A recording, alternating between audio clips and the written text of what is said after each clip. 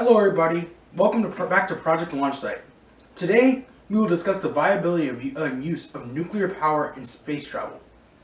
I am making this video to address the concerns surrounding nuclear-powered spacecraft and their safety. There are many misconceptions and a lot of misinformation out there, and I request that you come to this video with an open mind. I know that there are some people who are going to go straight to the comments with their opinions, but I request that you hear me out before doing so. With that out of the way, let's begin the video.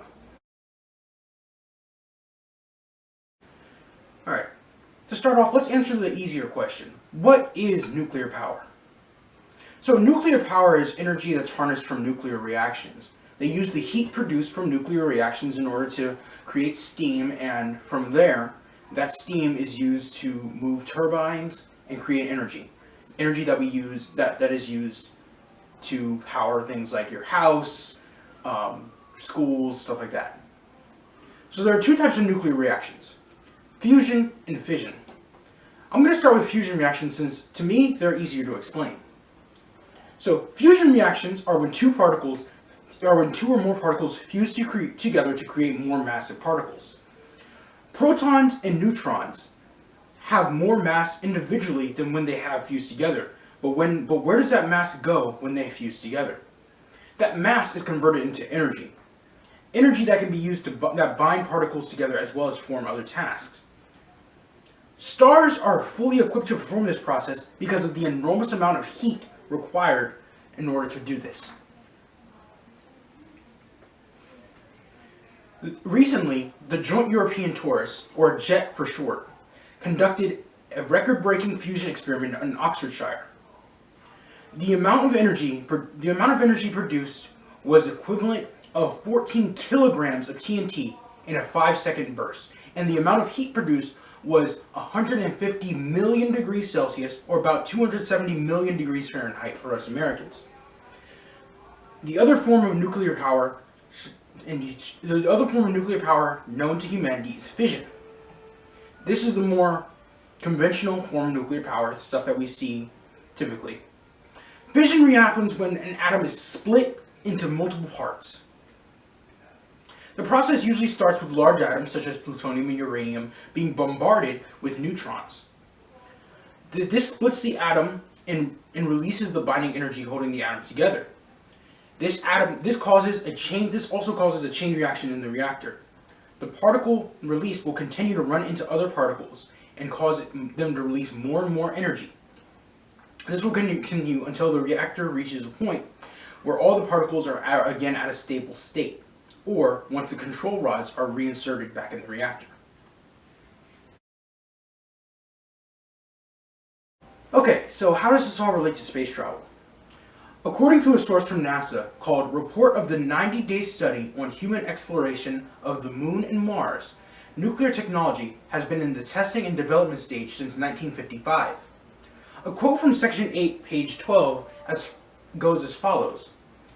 During the Rover and Nerva solid core nuclear thermal rocket programs from 1955 to 1973, 20 propulsion reactors were designed, built, and tested. Power and thrust levels range from 1,100 megawatts thermal and 55,000 pounds of force to 5,000 megawatts thermal and 250,000 pounds of force.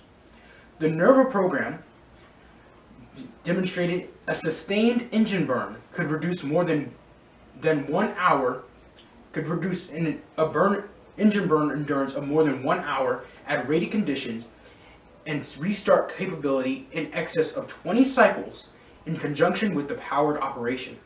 Solid core nuclear thermal rockets have thus far been completed breadboard validation and demonstration, but further component and system level tests will be required before the technology is ready for flight system development. The file is linked in the description if you want to read more about it. Let's talk about the benefits and risks of nuclear-powered spacecrafts. So, the benefits of nuclear-powered and propulsed spacecrafts are pretty cool if you ask me. Here are some of them. There will be significant decreases in the amount of emissions as opposed to traditional chemical propulsion. There's also more efficient they're also more efficient than traditional means as well. Take this into account. The 9 Merlin engines on the first stage of the Falcon 9 have a combined thrust of over 1.7 million pounds per force, but individually only have about 190,000 pounds of force. That is only 76% of the maximum thrust of the experiment mentioned in the last segment of this video. The risks of nuclear power are not as numerous as you think, though.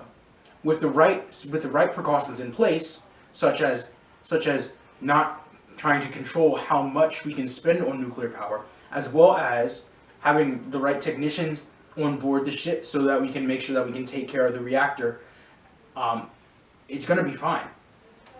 In fact, the United States and many other governments around the world employ nuclear-powered submarines, which have been trusted and tested for many years. So what do we take away from this? We learned that nuclear power isn't as dangerous as we think, as well as how efficient and how clean it is comparatively to normal means of energy. It has a lot of upsides, and it has a lot of potential for being used in spaceflight. We just need to wait a little bit longer and fund our local space agencies. For us in the U.S., it will be NASA. If you live elsewhere, it's going to be something else. Make sure that they get enough funding so that they can continue to develop this technology, because this could be the future of space travel. That's it for today. If you want more information about nuclear power, there's a great video that I enjoyed watching